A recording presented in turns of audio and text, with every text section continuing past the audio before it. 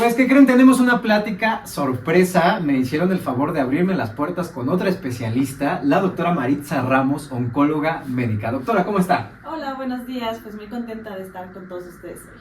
Pues vamos a hablar sobre mitos y realidades sobre el cáncer. El mes pasado tuvimos el tema importante del cáncer de mama, ¿no? Y en general empiezan a salir como muchas campañas sobre todo esto del cáncer, pero este mes en particular y el día de hoy tenemos el tema de cáncer pulmonar.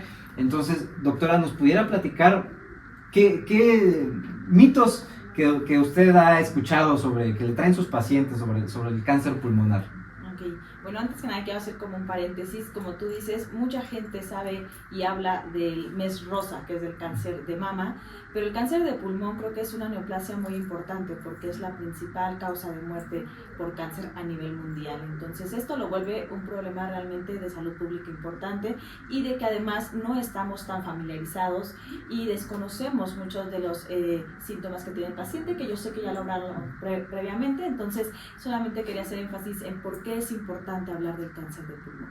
Y bueno, efectivamente hay muchos mitos sobre esta neoplasia. La verdad es que tampoco se habla mucho porque está muy estigmatizado de que si te da cáncer de pulmón es porque fumaste, ¿no? Y es porque fumar es algo malo, es algo que tú te buscaste, ¿no? Entonces a veces la gente no se acerca tanto a un especialista pues por temor a lo mejor también a ser juzgado. Y realmente si bien el tabaquismo está relacionado a muchas neoplasias, en nuestro país específicamente el fumar realmente no es de los principales factores de riesgo. Y hay algunos otros como la exposición a humo de leña, contaminación y demás que nosotros no podemos controlar esos síntomas y que pues también son un factor importante. Entonces creo que aquí el mito sería no solo nos da cáncer de pulmón por haber fumado, hay algunos otros factores que nosotros no podemos controlar y que bueno pues si está la sospecha es importante consultar a un médico y a un especialista.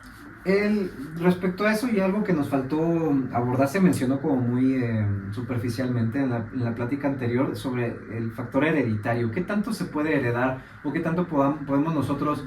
Hablamos de factores de riesgo como para, si tienes esto, fumador, más de tantos años, POC, bla, bla, bla. Pero en el factor hereditario, ¿cómo puedo yo saber, híjole, quizás sí tengo un mayor riesgo por mis genes para cáncer de pulmón? De manera general, el cáncer hereditario, así de todos los cánceres, solamente es el 10 a máximo 15%. O sea, okay, podemos decir que la mayoría de los casos de cáncer no son hereditarios, ¿no? Específicamente para cáncer de pulmón, sabemos que sí aumenta el riesgo de tener un familiar de primer grado, esto es papás, hermanos, que si tienen esta enfermedad puede aumentar el riesgo más o menos unas 2 veces más. Sin embargo, no significa que teniendo un familiar forzosamente te vaya a dar, ¿no? Okay. Sí te aumenta el riesgo, pero no es estricto de que si tienes a un papá con cáncer de pulmón, tú lo vas a tener. Realmente el cáncer es multifactorial. Sí hay algunos factores que se relacionan más directamente, pero es hacer como un cóctel, ¿no? Porque también hay a lo mejor personas fumadoras que no les da cáncer. Uh-huh. Entonces es como decir, bueno, tengo el factor de riesgo de que si tengo un familiar de primer grado, pues te aumenta el riesgo. Además, si fumo, te aumenta el riesgo, no hago ejercicio, no llevo una buena alimentación. Entonces es como ir haciendo como un cóctel y algunos pacientes pues desarrollan finalmente esta enfermedad. Ok, entonces si yo llego preocupado, ¿no? Porque es que querida doctora, mi papá pues resulta que tiene cáncer de pulmón, pues sí, llegó a fumar en alguna etapa de su vida. Estoy preocupado por cómo reducir mi riesgo yo sé que no es una sentencia, pero cómo puedo reducir más mi riesgo para que no me dé. No fumo, nunca he fumado más que 1 o 2 cigarrillos en alguna fiesta, y pues bueno, procuro ejercitarme y comer bien. ¿Qué otras cosas pudiera yo hacer para reducir mi riesgo? Porque pues mi papá tiene cáncer, entonces estoy muy preocupado. Pues realmente lo que nosotros podemos hacer es cambiar nuestro estilo de vida, ¿no? Como te digo, hay factores ambientales y más que no vamos a poder controlar, entonces tampoco nos debe de generar una ansiedad de eso, o sea, sino simplemente modificar nuestro estilo de vida. A lo mejor si no hago ejercicio, pues empezar a hacerlo poco a poco, tener, pues ir cambiando poco a poco nuestra dieta, que sea un poco más balanceada, más saludable, como te digo, al menos 30 minutos de ejercicio 3 veces a la semana, perdón, es muy recomendado, y bueno, obviamente evitar, si yo no fumo, pues evitar lugares, ¿no?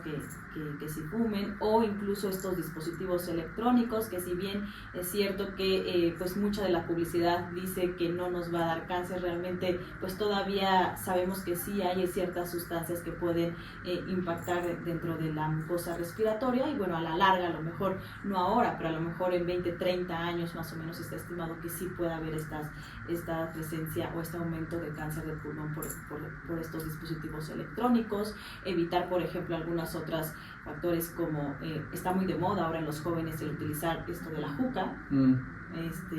También se ha visto que sí puede tener impacto en posteriormente de desarrollar cáncer, ¿no? Entonces, ok, sí, que queda claro, lo platicamos, lo de esto de los vapeadores, los cigarrillos electrónicos, que el que no haya evidencia ahorita porque tiene poco tiempo, no quiere decir que en 20 años no tenemos razones para creer o pensar con la evidencia que hay que efectivamente sí es un factor de riesgo, ¿no? Pues para que no usen el pretexto con este marketing de que es que con esto dejas de fumar o con esto no te da cáncer, no, sí hay estudios de que hay sustancias tóxicas o que pueden favorecer el cáncer y el daño en general, ¿no? Nos platicaban de algunas condiciones inflamatorias que incluso se ha visto. Ok, entonces, bueno, si es una cuestión de hábitos, el tema de cáncer, mencionaba el ejercicio, ¿sabemos por qué?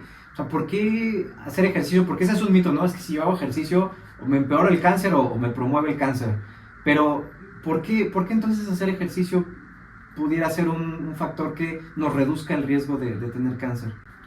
Obviamente también algo que queremos evitar, por ejemplo, es el estado de sobrepeso u obesidad. ¿Por qué? Porque ese es un estado de inflamación crónica, ¿no? O sea, realmente las células del cuerpo están inflamadas todo el tiempo, y sabemos que algo que está inflamado de manera crónica por años puede justamente esas células en algún momento replicarse más rápidamente, y bueno, esto desencadenar en un cáncer. Entonces, obviamente el que hagamos ejercicio, hay más oxigenación en las células, vamos a disminuir nuestro índice de masa corporal, y bueno, de esta manera nos ayuda justo como un preventivo para el cáncer, ¿no? Qué importante esto que comenta, porque ahorita sobre todo hay mucha...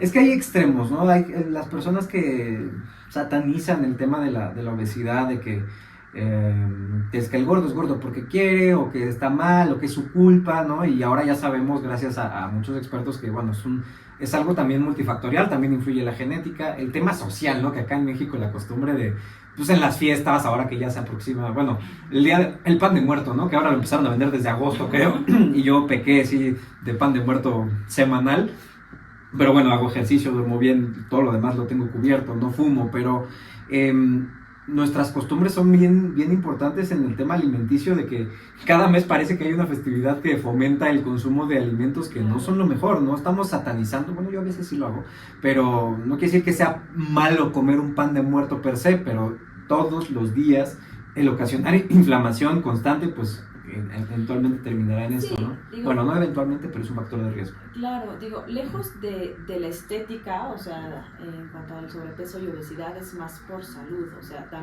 tampoco vamos a prohibir completamente, si en algún punto te quieres comer un pan de muerto porque es la tradición, lo puedes hacer, pero lo puedes contrarrestar, o sea, a lo mejor me comí el pan de muerto, pero bueno, esta semana a lo mejor haré un poco más de ejercicio, una sesión más. Entonces, realmente, como te digo, enfocarnos en los factores de riesgo que no podemos controlar, pues creo que lo que debemos hacer justo es enfocarnos en los factores que son para prevenir, ¿no? Porque esos sí son modificables y eso sí está en nosotros, ¿no? ¿Y qué nos podría decir?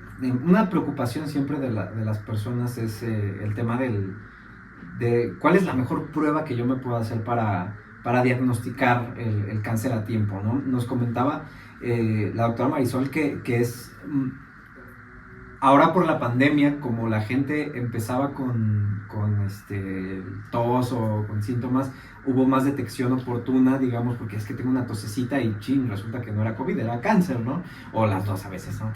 Pero que a mí me gustaría que nos comentara este tema del diagnóstico oportuno. Si yo sé que tengo esa predisposición y quizás uno que otro factor de riesgo, ¿cuál sería el camino que yo debería tomar para hacerme un diagnóstico oportuno? ¿O en qué momento debería yo de preocuparme para, ay, ya mejor voy a ir? ¿Por qué lo digo? Porque, bueno, sabemos que en general cuando uno ya empieza con síntomas graves cuando se hacen las pruebas y ya es demasiado tarde, ¿no? Pero si yo quisiera evitar esto, la gente a veces quiere como hacerse pruebas de sangre, ¿no? Porque ¿qué prueba de sangre hago para saber si tengo riesgo de cáncer? O si tengo peligro para diabetes, o si tengo... Entonces, en el tema de cáncer, ¿qué podemos hacer nosotros y en qué momento para al menos quitarnos esa preocupación de momento respecto al cáncer pulmonar? Sí, realmente en general hay diferentes neoplasias donde sabemos que hay un tamizaje ya bien establecido, ¿no? Como tú dices, cáncer de mama que hablaron el mes pasado, la mastografía es importantísima en las mujeres, ¿no? Para cervicuterino tenemos el Papa Nicolau, que también ese es obligatorio y realmente ya sabemos que funciona, ¿no? Cáncer de próstata también es otro de que también tiene un tamizaje colon es otro que desconocemos muchos, pero que sí requiere también un tamizaje, porque también hay muchos factores por la dieta, ¿no? Entonces, y específicamente en cáncer de pulmón, actualmente de manera estándar el tamizaje solamente está para los pacientes que tienen un factor de riesgo alto para el desarrollo de cáncer. Yo creo que ya lo comentaron, pacientes que tienen el antecedente de tabaquismo, que hayan dejado de fumar, que tengan menos de 15 años de haber dejado de fumar, también eso es otro punto importante. Y ya más recientemente, esto todavía no es un estándar, pero ya hay estudios que han resultado positivos, es hacer este tamizaje en pacientes no fumadores, ¿no? Y aquí entonces deberíamos tomar en cuenta algunos otros factores de riesgo. En nuestra población específico, la exposición a humo de leña, que todavía mucho de nuestra gente, de nuestras mujeres, cocina con leña, pues sabemos que a pesar de que si nunca fumó esa mujer, pero tiene este antecedente de más de 100 horas de exposición a este humo de leña, pues es un factor de riesgo. Y por ejemplo, es un factor que lo podemos ver en nuestro país o en Latinoamérica, pero probablemente en Europa no vaya a ser un factor, ¿no? Y más, si además de que tienes ese antecedente de la exposición a humo de leña y también tienes el antecedente de un familiar de primer grado, como ya comentábamos, papá, hermano, que tengan cáncer de pulmón, pues es ahí donde realmente te tienes que hacer una prueba de tamizaje. Si no tienes estos factores de riesgo, realmente con modificar tu estilo de vida en general, pues puedes prevenir muchas enfermedades, no solo cáncer, sino también cardiovasculares. Ok, ahorita me llegó una idea respecto a esto de la prevención, quiero su opinión como experta, porque una cosa que a mí me criticaban mucho, y bueno, también es culpa de que no se supo explicar bien, pero a mí me criticaban cuando me veían con cubrebocas afuera, ¿no? O sea, salía yo a caminar y me llevaba el cubrebocas. Y decía, no es que esté el coronavirus flotando, ¿no? O sea, tiene que ser alguien que esté infectado, o en sitios cerrados que hay alguien infectado, se acumulan aerosoles, de ahí pudiera ser. Pero luego yo decía, mi pretexto pudiera ser la contaminación, ¿no? Si me llevo yo una N95, que no se sugiere que es más bien como para situaciones de elevado riesgo, pero si me llevo un cubrebocas bien ajustado, una tricapa quirúrgica bien ajustado, en la calle, la reducción en Ciudad de México, que está contaminado, el uso de cubrebocas pudiera ser benéfico para no estar inhalando partículas, digamos, que pudieran ser un poco dañinas. Parcialmente tendríamos que ver qué cubreboca, porque estas partículas son partículas pequeñas, de 2.5 micras, entonces realmente tendrías que tener un dispositivo específico para eso, ¿no? Entonces realmente no creo que sea como lo ideal que todo el tiempo estemos utilizando el cubreboca. En realidad, pues creo que esas medidas serían más a nivel social, político, el implementar, ¿no? Medidas, digo, esto que hicieron, por ejemplo, esta semana del no circulo y demás, pero eso ya creo que a veces lo hacen demasiado tarde, ya que tenemos pues la contaminación a todo lo que da, ¿no? Obviamente, creo que eso pues ya le toca más pues como te digo, a regular estas políticas pues para hacerlo para todos. No utilizar cubreboca creo que no sería como sí. la opción, ¿no? Digo, y sabemos de ciudades que están mucho más contaminadas. Toluca, por ejemplo, también es una de ellas. ¿Por qué? Porque hay mucha zona industrial ahí. A lo mejor, no sé, que alejen esa zona industrial de las zonas urbanas, ¿no? No lo sé, o sea, pero ya serían como políticas más a nivel nacional, ¿no? Sí, y como que lo dice, estaríamos dando un pretexto o un placebo quizás para que los que tienen que hacer los cambios estructurales no los hagan, ¿no? Porque de hecho, cuando se decía es que tienes que lavarte las manos y los tapetes que no sirvieron para nada, porque si no te vas a infectar, ¿no? Y son medidas que nos ponen a nosotros cuando realmente, cuando estamos hablando de contaminación, y nos platicaba la doctora en la plática anterior que era más común en ciudades industriales, ¿no? Ahora que me tocó recorrer el norte en carretera y llegué a Torreón y veía yo la montaña de químicos, ¿no? Y me platicaron los que viven ahí de cómo hay plomo ya en sangre y son cosas, o sea, fuera de los parámetros que no deberían ser normales, ¿no? Pero pues es el contrarrestar ese nivel de contaminación. Lo hicieron como, vamos a poner un parque ahí, muchos árboles, ¿no? Y realmente pues, no se ha visto nada, es algo como, pues ya tengo arbolitos que van a limpiar el aire. No, si no se está midiendo, si no se está alejando de donde está la gente, pues no va a servir de nada que, pues ya me puse mi cubrebocas y no dale nada. Porque pues también en los alimentos, o sea, estamos consumiendo cantidades exorbitantes de químicos que a veces uno cree que está haciendo lo mejor y no sabemos si nos estamos metiendo pues más factores de riesgo para presentar distintas patologías, ¿no? Entonces, bueno, ahí tienen. Lo que uno puede hacer principalmente sería dejar de fumar. Usted diría, dejar de fumar es como uno de los principales para no cáncer pulmonar. Claro, o sea, eso ni siquiera está en discusión, o sea, dejar de fumar es vital, ¿no? Obviamente también o sea, nosotros como médicos nunca vamos a recomendar deja de fumar pero utiliza el dispositivo electrónico como en vez de, la verdad es que no lo vamos a hacer porque sabemos que sí va a tener un impacto a largo plazo. Entonces realmente aquí el mensaje es dejar de fumar y dejar de utilizar estos dispositivos completamente, ¿no? Obviamente también debemos de tomar en cuenta que fumar no solo es o sea, realmente no es un hábito, es una enfermedad y que se debe de tratar como tal, ¿no? Obviamente la gente tampoco lo va a dejar de un día para otro. Si se requiere ayuda es importante que se acerquen a clínicas de tabaquismo que tienen expertos y tienen toda una serie de acompañamiento para que el paciente deje de fumar, ¿no? Ok, y suponiendo que ya una persona llega con un diagnóstico de cáncer, ¿qué nos puede decir de actualizaciones que hay en los distintos tratamientos? Porque nos comentaban en la plática anterior que era importante detectar como nombre y apellido del cáncer para saber si había un tratamiento específico, ¿no? Pero, ¿qué sabemos ahorita en cuanto a tratamientos y el pronóstico que hay cuando a una persona le detectan cáncer? Fíjate que justo en cáncer de pulmón es donde más ha habido avances en cuanto a los tratamientos, ¿no? O sea, es una de las neoplasias que si nos remontamos a 1960, los pacientes tenían una supervivencia de 3 meses, ¿no? O sea, realmente era muy mala, pero en los últimos años es la neoplasia que ha tenido más avances en los tratamientos justo porque ya podemos hablar de una medicina personalizada. ¿Qué es eso? Que identifiquemos qué tipo de tumor en el pulmón se encuentra y no solamente eso, sino que analizamos todas las características de ese tumor.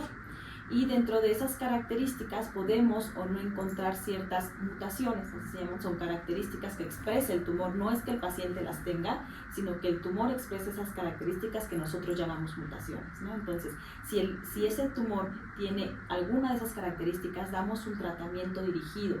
¿no? Y dar un tratamiento dirigido contra esa característica o mutación lo vuelve más efectivo, ¿no? Antes todos los pacientes se trataban con quimioterapia.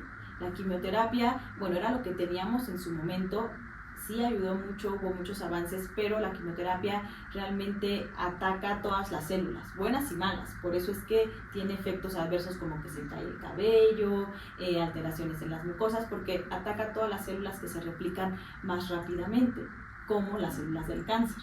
Entonces, también es por eso que tiene más efectos adversos. Ya actualmente, al dar un tratamiento dirigido contra cada característica del tumor, pues son tratamientos más eficaces que han demostrado también aumentar la supervivencia y aumentar también la calidad de vida, porque disminuimos los efectos adversos. Otro de los tratamientos más novedosos es el tratamiento con inmunoterapia, que realmente de manera rápida es hacer que nuestro propio cuerpo se aprenda a defender de algo externo, en este caso, pues el tumor, ¿no? Entonces, es como que le da esas herramientas a nuestro cuerpo que se defienda solo y que ataque esa enfermedad, ¿no? Como que despierta toda nuestra inmunidad y lo vuelve también mucho más efectivo. Y la inmunoterapia, por ejemplo, también los efectos adversos son bastante tolerados, nada que ver, no da náusea, no da vómito como anteriormente se veía, ¿no? Ok. Una de las y el mes pasado aumentó mucho esa pregunta, yo creo que por lo del cáncer de mama, pero tengo que mencionar este producto, que me llegaron bastantes preguntas respecto al factor de transferencia. Yo he visto a algunos especialistas diciendo que es que el factor de transferencia pues no tiene evidencia, no sirve, etc. Y además, bueno, también de pronto lo venden, no sabemos qué es lo que están vendiendo, pero ¿qué nos podría decir de esto? ¿Es cierto que el factor de transferencia entra en inmunoterapia y sirve como para prevenir el cáncer? Sí hay algunos estudios que se han hecho del factor de transferencia, pero realmente no tenemos estudios, por ejemplo, en pacientes con cáncer de pulmón y que lo utilicen, porque realmente así es como surgen los tratamientos efectivos. O sea, hay estudios que son muy controlados, que son muy supervisados y que es de donde sale toda esta evidencia científica. Pero si tú me preguntas, ¿en cáncer de pulmón hay estudios supervisados en donde el factor de transferencia ayude? Realmente no lo hay. Entonces, para nosotros creo que por la evidencia que hay podemos utilizarlo como un suplemento, pero realmente no tenemos un sustento científico de que nos va a ayudar a atacar el cáncer de pulmón específicamente. Entonces, yo diría, si tienes la posibilidad de adquirirlo, porque además es costoso, pues lo puedes hacer como un suplemento, pero hay algunos otros suplementos que también te pueden ayudar y realmente no es que esté atacando como tal el cáncer de pulmón. Y qué importante eso que comenta de la evidencia y de que no hay estudios, porque la gente no entiende esto, ¿no? Ojalá, si eso funcionara, de verdad todos estaríamos diciendo, factor de transferencia contra el cáncer, factor de transferencia contra COVID. El problema es que no hay evidencia científica, ¿no? Y la gente se lo toma pensando nuevamente el placebo de que, pues ya me tomé y me va a ayudar, ¿no? Y muchas veces en el tema de infecciones, e incluso cuando una célula se descontrola, pues ahí tenemos que si la CNK, que si los linfocitos CD8, entre otras cosas que nos pueden ayudar a controlar. Y es nuestro cuerpo haciendo sus diferentes mecanismos de reparación y de defensa contra agentes patógenos, que en realidad, pues mientras le demos los nutrientes necesarios, y no le estemos fregando con sustancias que estén inflamando crónicamente o que sepamos directamente que son cancerígenas, pues ya con eso, ¿no? Ahora ya, afortunadamente, cuando hay alguna patología, alguna complicación, pues tenemos los tratamientos específicos que sí tienen evidencia científica, que sí se han utilizado en cientos miles de pacientes, para que un médico especialista dé la recomendación de esto sí te lo tomas, ¿no?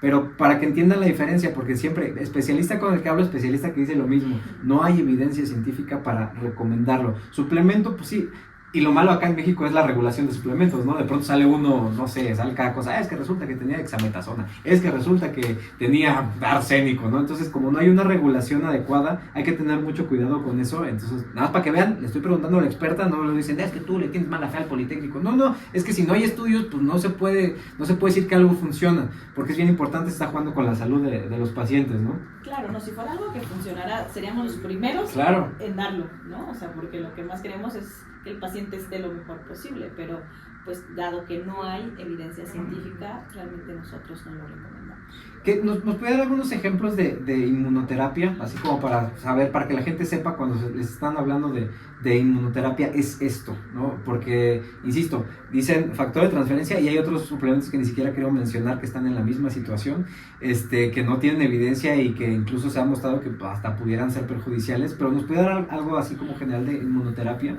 O sea, como te digo, la inmunoterapia son medicamentos oncológicos, o sea, realmente no es que tú te compres un suplemento, te compres algo que te diga, esto te va a servir para tu sistema inmune. Realmente eso no es tratamiento de inmunoterapia oncológica, ¿no? O sea, hay medicamentos específicos, voy a mencionar algunos, pembrolizumab, nivolumab, atezolizumab, o sea, realmente, pero se usan bajo supervisión médica, se infunden vía intravenosa en un lugar que está diseñado justamente para vigilar si el paciente tiene algún efecto adverso en ese momento. Hay salas de quimioterapia donde se administran estos medicamentos, no los venden en ninguna tienda naturista, ni en ninguna, porque además todos son muy regulados, ¿no? Claro, la importancia en diferenciar esos nombres y cómo es la vía de administración, porque no, un suplemento no es lo mismo que medicamento oncológico. Ya ese medicamento oncológico ya tuvo miles de revisiones, ¿no? Y salió junto con otras miles de moléculas que no sirvieron para que ese sí pudiera llegar debido a la evidencia que mostró. Entonces no es nada sencillo y por lo mismo luego no es muy barato que digamos, ¿no? No, y además debemos tomar en cuenta que todos estos medicamentos oncológicos deben de estar bajo supervisión con ciertas características para que no pierdan su efectividad, ¿no? Tampoco es como que me lo voy a comprar aquí porque vi que cuesta más barato y dicen que la inmunoterapia funciona. No es así, debe de tener toda una serie de características que si requiere refrigeración a ciertos grados, que si requiere la manipulación, el transporte. Entonces, como les digo, solamente son indicados por un médico oncólogo especialista en esto, ¿no? Para que no vayan a comprar ahí por otros lados que me están vendiendo la inmunoterapia, que me la voy a tomar. No es así. Sí, y es que desafortunadamente a veces hasta en los comerciales de la televisión sale como mejora tus defensas con este medicamento inmunológico de no sé qué, ¿no? O hasta luego le dicen factor T para esconderlo, y el problema es que no está regulado, no está supervisado por especialistas, no tiene los estudios necesarios para decir que algo funciona. Entonces quién sabe qué se está tragando la gente, ¿no? La importancia de conocer todo esto y que esté supervisado por especialistas, porque no, o sea, no es el mecanismo que estos fármacos tienen, no es algo como que se va, pues te lo tomas y ya, ¿no? Hay varias condiciones, a veces hasta, no sé, hablando de los tomados, ¿no? Cierta acidez, cierto peligro que pueda tener la gente, comorbilidades o algunas hasta alergias, no sé, o sea, es demasiado complejo como nada más sea así tomado y ya me voy, ¿no? Exacto, nada más para complementar también esto, es importante que siempre que se requiera o que vayan a utilizar algún suplemento alimenticio, ya hay muchos en el mercado, siempre le pregunten a alguien que está capacitado, porque también ya hay en el mercado ciertos suplementos que según son muy naturales, que sabemos que no solamente no es que te vayan a hacer bien, sino que pueden tener alguna complicación. Hay muchos de estos suplementos que hemos visto que hay fallas hepáticas con estos suplementos, ¿no? Entonces hay personas que han fallecido justo por utilizar estos suplementos naturistas que no están supervisados y que, bueno, muchos de estos químicos se eliminan vía hepática y que pueden llegar a la falla hepática y el paciente pues terminar en algo fatal. Entonces es mejor acercarse a un especialista, un nutriólogo, alguien que sepa del tema para que les recomiende el mejor suplemento. Sí, qué importante, no llega el paciente con o sea, quiero prevenir el cáncer pulmonar y me fregué el hígado después, ¿no? Y no solo eso, el gasto que se hace porque pues, muchas veces se empastillan. Como me acuerdo cuando empezó la pandemia, se vaciaron los estantes del Costco, ¿no? De suplementos y se compraron una cantidad de cosas que quién sabe qué sean ni para qué sirvan, ¿no? Incluso cosas tan sencillas como los probióticos, ¿no? Que es que estoy tomando probióticos, pero ¿cuáles son? Y los necesitas, estás bien de tu intestino, los vas a asimilar, o no sé. Entonces, para que vean que no es tan sencillo como me tomo algo y ya. No hay como los hábitos, ¿no? No hay como darle al cuerpo lo necesario para que sus mecanismos complejos funcionen, porque pues somos una máquina bien interesante que por más que estamos friegue, que fumo, que tragando comida, que no es lo mejor todos los días, desvelándome, llegamos a vivir 60, 70, 80 años a pesar de lo que hacemos, ¿no? Entonces, qué importante. Quiero una pregunta sobre esto de factores de riesgo. ¿Qué sabemos en cuanto a cáncer pulmonar? ¿Las enfermedades infecciosas son factores de riesgo para cáncer? O sea, es una persona que se la pasa enfermándose, o incluso ahorita con COVID-19. ¿Eso me puede a mí después generar o predisponer a cáncer pulmonar? No, o sea, de manera general, digo, todos tenemos gripas, resfriados e inclusive en algún episodio de neumonía como tal, que son episodios de infecciones pulmonares. Realmente no se ha visto que estas infecciones te puedan predisponer al desarrollo de cáncer de pulmón. Pero hay algunas otras, por ejemplo, que sí, específicamente la infección por tuberculosis, sí se ha asociado a largo plazo desarrollo de cáncer de pulmón. No es que si tienes tuberculosis te vaya a dar, pero sí es un factor que, como ya decíamos, bueno, si unes varios factores puede llegar a suceder. Pero sí es importante que si tienes o tuviste en algún punto tuberculosis, sí a lo mejor te acerques con un neumólogo y demás para ver si hay que realizar algún otro estudio, ¿no? En algunos otros países ya no se habla ni siquiera de tuberculosis, pero en nuestro país sí hay muchos casos, ¿no? Y todavía hay áreas específicas, estados específicos que tienen mayor incidencia de esta infección. Y bueno, respecto al COVID, no lo sabemos todavía, pero bueno, sabemos que sí es un estado, sobre todo de inflamación crónica importante, ¿no? Que tuvo el paciente. Entonces, eso, creo que esa respuesta en este momento no la tenemos, porque además, si va a ser un factor, esto probablemente lo veremos en 20 años, no ahora, ¿no? Entonces, eso pues ya lo iremos viendo con el tiempo, pero bueno, es nada más llevar un seguimiento si tienes algunos síntomas, si alguna infección que persista por mucho tiempo, bueno, pues entonces mejor sí ya acudir con un médico antes, ¿no? Y no dejarlo pasar. Parece que la clave es el tema del tiempo, ¿no? Lo crónico, el tuberculosis siendo un micobacteria, una bacteria intracelular facultativa que se queda ahí y está ocasionando un daño durante mucho tiempo, que está inflame. Y en el tema de COVID, que bueno, hemos visto que pues al igual se queda ahí una persistencia viral, pero además las secuelas, ¿no? Este síndrome post-COVID, que dicen que a mí, por ejemplo, yo no pude diagnosticarme porque no había pruebas todavía cuando yo estuve muy mal a finales de enero.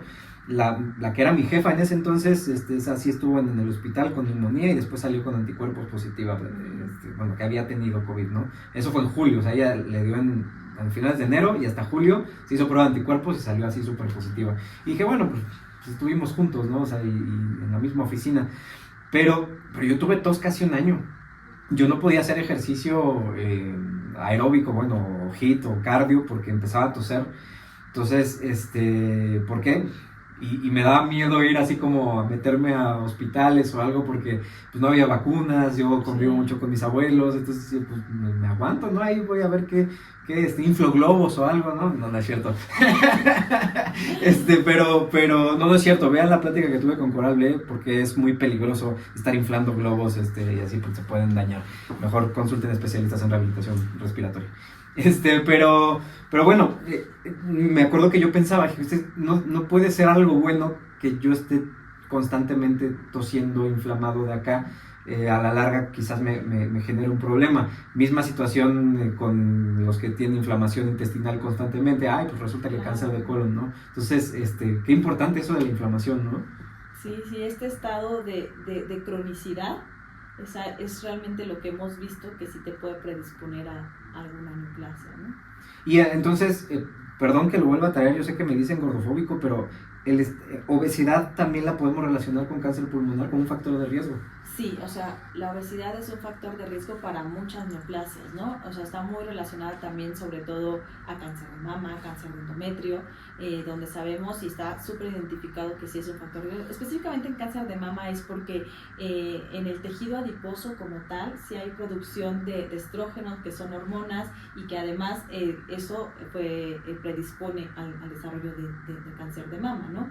En cáncer de pulmón específicamente, te digo, es más que nada por el estado de inflamación crónica a nivel general del cuerpo, ¿no? Entonces, pues sí es algo que deberíamos evitar, que específicamente en nuestra población es muy complejo, yo lo sé, pero creo que empezar, o sea, creo que lo más difícil es tener la determinación para empezar a cambiar tu estilo de vida, ¿no? Pero pues poco a poco creo que es algo que se pueda lograr. Y bueno, aquí igual y quiero mencionar una pregunta que me hacen mucho los pacientes, así de ¿el azúcar alimenta el cáncer?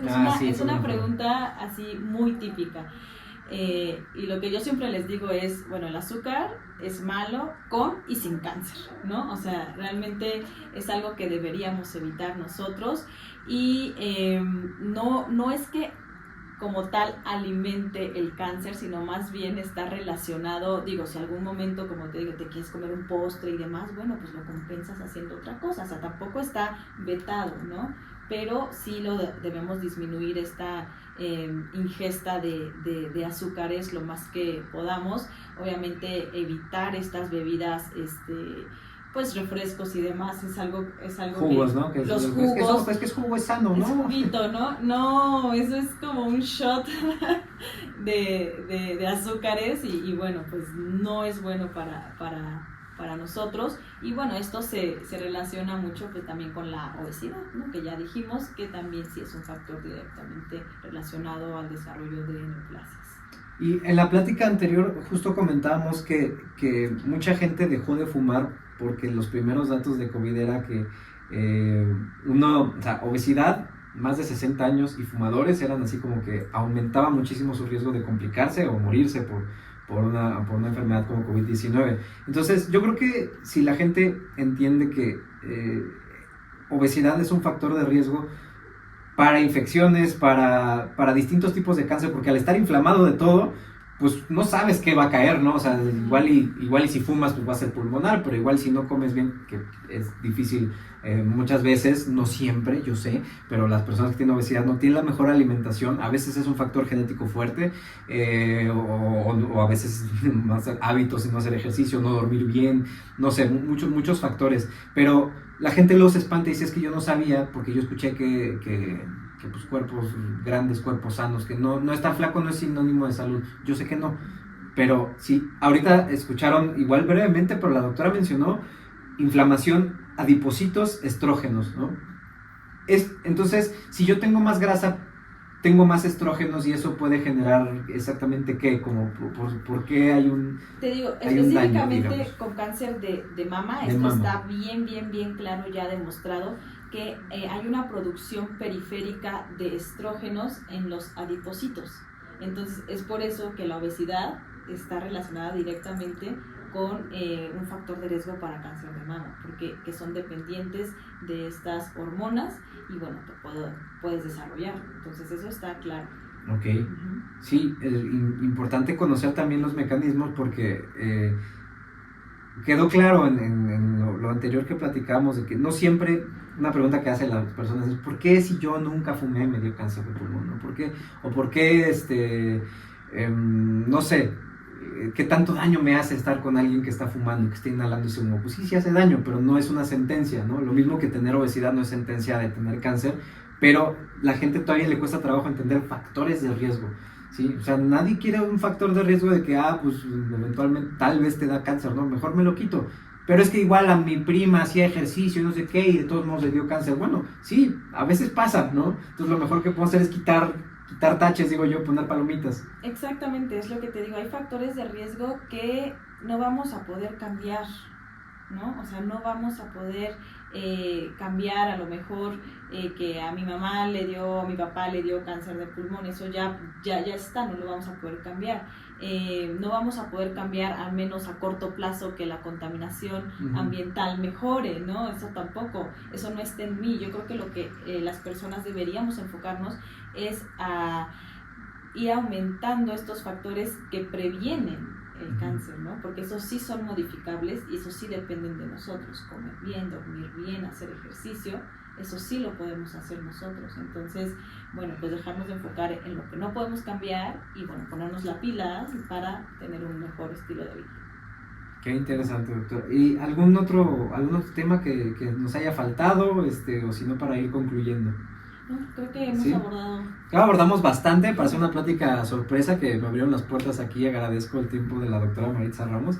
Siempre es grato hablar con especialistas y en estos temas tan complejos, para que la gente vea que no hay respuestas fáciles, o sea, sobre todo en temas de cáncer, pero pareciera que los hábitos sí lo son. Ya cuando una persona tiene el tabaquismo, pues bueno, ya nos explicaron el factor multidisciplinario, que si la terapia cognitivo-conductual y que aparte ciertos tratamientos por esto de que no tengo nicotina, bueno, hay parches, o sea, es complejo, pero no lleguemos a eso, ¿no? O sea, empecemos con lo simple, con lo que sí podemos, es buscar alternativas, consultar expertos. Hay muchísima información buena, lo hablamos con la doctora antes de la plática, pero, o sea, hay mucha desinformación, sí, pero también hay información buena. Vean quién está diciendo lo que está diciendo, y de verdad acérquense a los expertos, están en la mejor disposición de, pues miren, ¿no? Nos están prestando su tiempo para traer la mejor información con evidencia científica y con base en experiencia de experto, sí, que sabemos que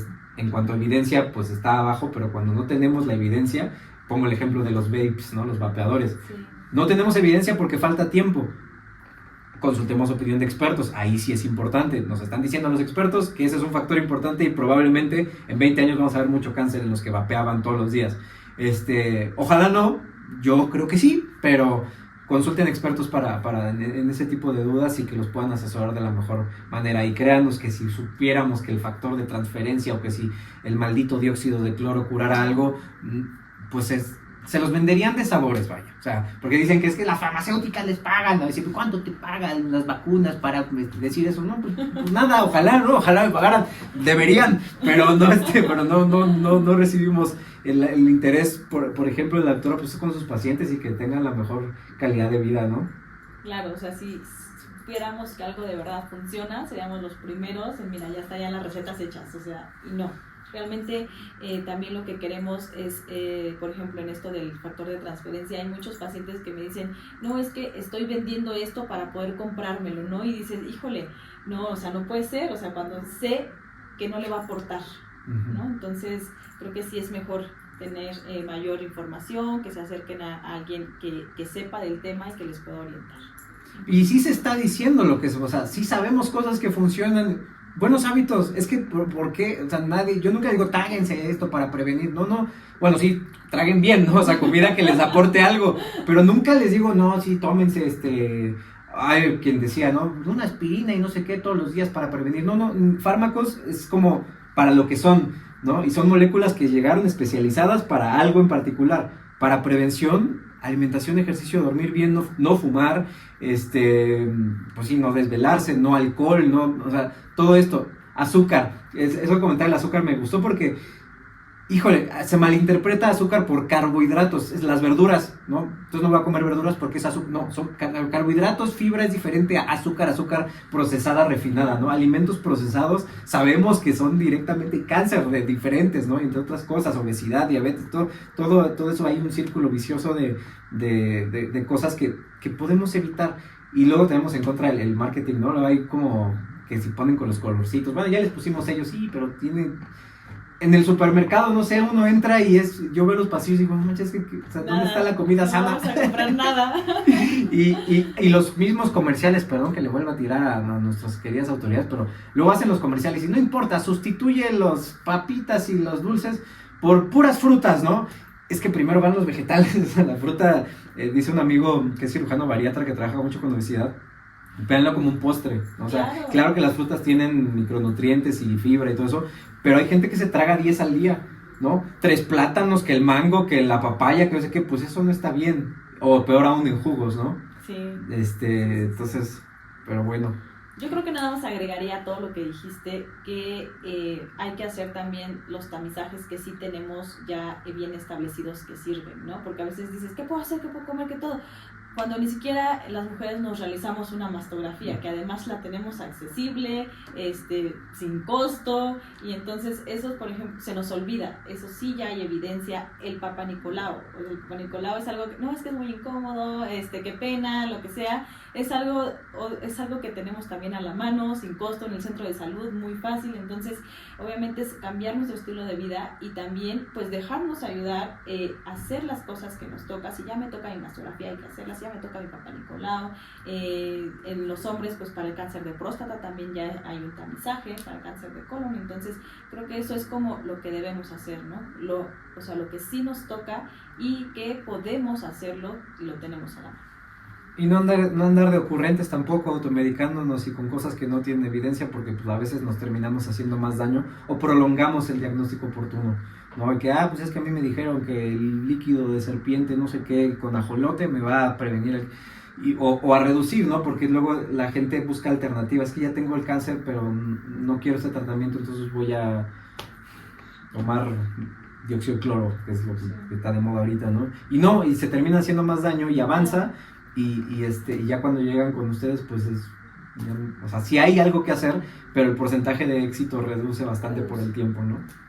Ok. Bien. Pues muchísimas gracias por su tiempo, doctora Maritza Ramos. ¿Tiene alguna red social, página o algo? O algo que nos sugiera para contactarla en el dado caso que alguien requiera un experto?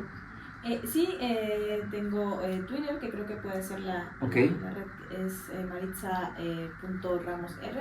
Ok, va a aparecer aquí para que sigan a la doctora y pues busquen expertos. Okay, muchísimas gracias. Buen día a todos. Bye. Bye.